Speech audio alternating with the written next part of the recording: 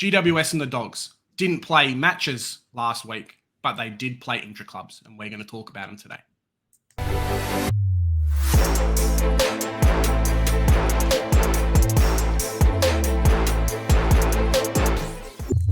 Joe, what's with all these teams not playing intraclubs? I mean, not playing matches. We don't want intraclubs. We want matches. We want it to be on KO so we can watch our favourite players. I want to see Jack McRae get 100 disposals in a preseason game, so it becomes a must-have. Like, why are clubs being secretive? Because it's Bevo. Bevo is Bevo, and Kingsley is Kingsley, I suppose. Well, Kingsley, I can understand. New coach coming into a new system.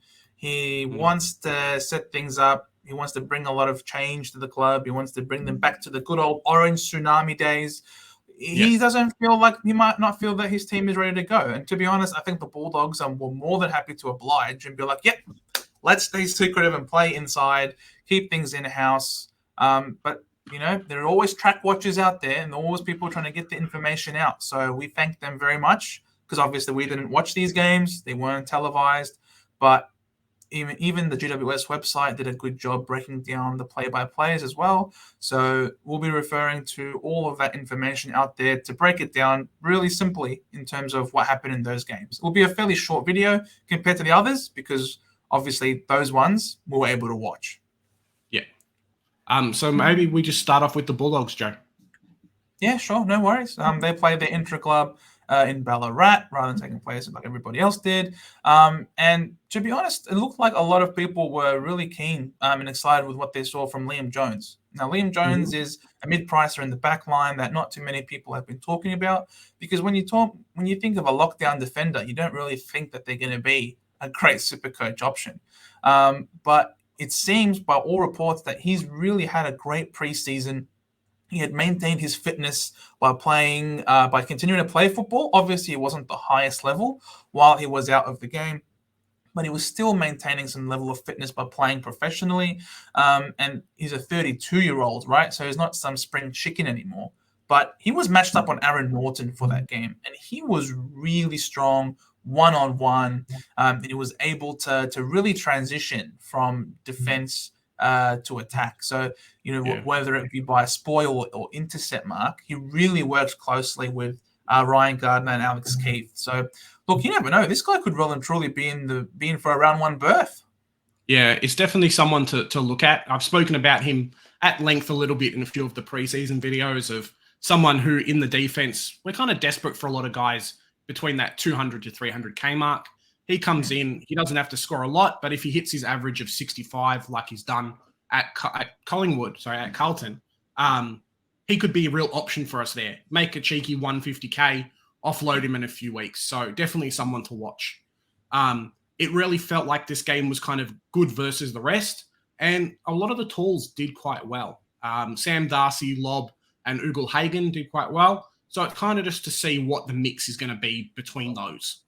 But for me, I don't think anyone's going to be sitting out, but hopefully it doesn't mean that Bont goes as much forward as what we saw actually in this game. McRae and a few others took a lot more of that midfield time than what Bont did. So I don't think a DPP switch is in the cards, but boy, oh boy, he's not 100% mid-time like a lot of us had hoped coming into the preseason. And that's why his percentage ownership's actually dropped off quite a lot this week. That's right. We were hearing a lot of reports that the two players that really, I think, performed the best in the midfield mix were actually Liberatore and McRae, who really were the two standouts in the midfield. And that, unfortunately, Bont had a lot more forward time than what was initially forecasted. Now, I would not be overly concerned about that because it was an intra-club. You need to have two sets of forward lines in order for you to have enough forwards. And I think out of the gun mids that they've got that play there, without a doubt, the one with the most forward potential and capability is a guy like Bont. So to really make things interesting and spice things, it makes sense for Bont to play more forward in that intra-club. I would definitely keep a close eye on the percentage of CBAs that he has and the mid-time that he has in this preseason game coming up, where he actually plays against genuine opposition. It's still something that, for his price, offers a lot of upside without Dunkley in the team. He averages over 120 without Dunkley in the side. And they've lost wingers to Melbourne. They lost Lockie Hunter. So there's no guarantee that McRae gets all the CBAs like he did in this practice game as well. So he's definitely going to keep a close eye. Bevo is Bevo. He's a bloody head scratcher. Excuse my French. Before we head off to GWS, which we'll do this now, Oscar Baker's firming like a pretty good round one selection as well. So playing off that wing role for the Dogs. Definitely kind of lock him in as a rookie spot at the moment. Just kind of moving over to GWS now. So GWS, boy, oh boy. Their loss of the really two midfield guns, I guess you can call them, in Taranto and Hopper, has opened up a lot. So Callahan's been quite good. But this game was definitely the Tom Green game, coming out, getting 50 disposals. It is an intra-club, but boy, oh boy, 50 disposals. If you can get, 2/3 of that in a regular game for Supercoach, you're looking at a 110 average. That's exactly right. Now, I know a lot of people out there are going to be like, oh, it was just an intra-club, just a practice game. We get it, right? But you can only play who is in front of you. Yeah. You can't conjure up Clary in front of you all of a sudden and try to play it against him. You simply play who's in front of you. And the fact that he was still able to dominate to that extent and get the 50 disposals goes to show that he is in a position now. He's at a level where he's really cementing himself as one of the primos in the competition. Because if you had a guy like Clary playing intra-club, you'd expect him to go 50 disposals as well. So he's ticked a box, I think, in that regard. That's definitely very, very exciting, and one that you still, of course, have to keep a close eye on in the preseason game, like we're talking about everybody else. But it doesn't mean that you can't be optimistic about this guy, especially for his price. He showed early in the year last year what he's capable of. It looks like he's going to take it to another level, maybe, hopefully, for longer. It's more of a potential for ceiling thing for me than anything else. Yes, you're right. Hey, it is a preseason match, but if he can get 50 disposals, I think just in general, means that he has the potential and the ceiling to get high 30s and 40s in regular games. So versus stronger opposition, it's not like he doesn't have the tank to be able to play a full game doing so well. Were there any kind of standouts or people that missed the game for GWS?